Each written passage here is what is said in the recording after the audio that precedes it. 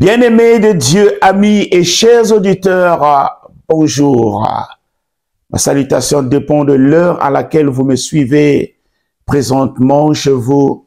Je suis vraiment très ravi ce matin de vous retrouver dans ma tranche de mission intitulée « Le bonheur dans l'adversité ».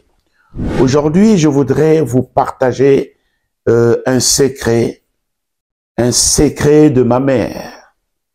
Vous savez, en grandissant, ma mère m'a toujours prodigué comme conseil, mon fils, protège-toi afin que Dieu te protège aussi.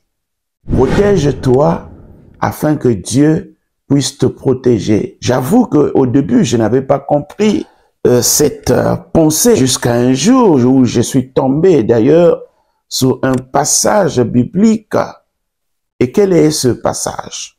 C'est celui qui se trouve dans Psaume 34, le verset 7. Ce verset dit ceci: « L'ange de l'Éternel campe autour de ceux qui le craignent et les arrache au danger. » Je reprends. « L'ange de l'Éternel campe autour de ceux qui le craignent et les arrache au danger. » Ainsi, j'ai donc compris la notion de la protection divine implique la crainte de Dieu. Lorsque nous marchons dans la crainte de Dieu, Dieu en retour suscite autour de nous une protection angélique qui est censée nous arracher du danger. Cette protection divine invisible et redoutable que Dieu place autour de nous est comme un mur spirituel qui assure notre protection. Et c'est pourquoi le passage d'Ecclésiaste chapitre 10, le verset 8, je vous le lis: « Celui qui creuse une fosse, y tombera, et celui qui renverse une muraille sera mordu par un serpent. » Oh, j'aimerais reprendre la partie B de ce passage. Celui qui renverse une muraille sera mordu par un serpent. Oh, bien-aimés dans le Seigneur, beaucoup de chrétiens aujourd'hui sont exposés aux serpents mystiques de leur village, sont exposés au diable, tout simplement parce qu'ils ont renverser le mur invisible et redoutable qui était censé assurer leur protection du fait qu'ils n'ont pas su marcher dans la crainte de Dieu. Mais c'est quoi la crainte de Dieu? La crainte de Dieu, c'est le fait d'honorer et de respecter Dieu. La crainte de Dieu, c'est le fait de traiter Dieu avec révérence. La crainte de Dieu, c'est le fait de traiter Dieu avec honneur et respect.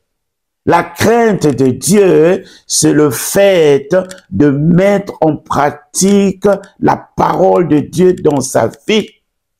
La crainte de Dieu signifie également le fait de marcher comme Jésus a marché.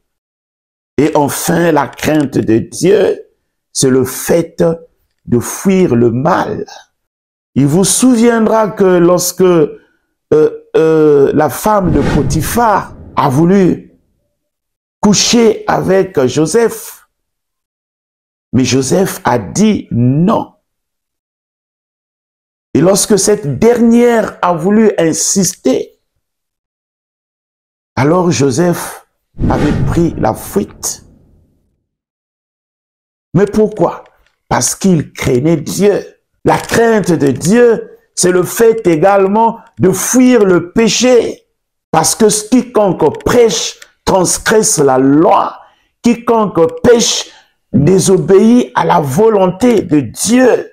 Ô bien-aimés dans le Seigneur, la protection divine que nous cherchons par le jeûne, par des nuits de prière, par plusieurs manières, ne se trouve que dans une équation plus simple que Dieu nous a donnée, c'est la crainte de Dieu. Ainsi donc, quand un enfant de Dieu donne sa vie à Jésus, quand il reçoit en lui la nature et la vie de Dieu, quand il marche dans la crainte de Dieu, alors Dieu est censé assurer sa protection. Dieu est censé l'arracher de tout danger. En réalité, la protection divine n'est autre que le bonus qui résulte, n'est-ce pas, de la crainte de Dieu. Oh bien-aimé dans le Seigneur. Alors la question suivante que je nous pose, est-ce que je marche dans la crainte de Dieu? Est-ce que j'aime et je respecte Dieu? Est-ce que j'aime et je traite Dieu avec un profond respect? Est-ce que j'aime et je mets en pratique la parole de Dieu dans ma vie? Si tel n'est pas le cas, alors je ne marche pas dans la crainte de Dieu.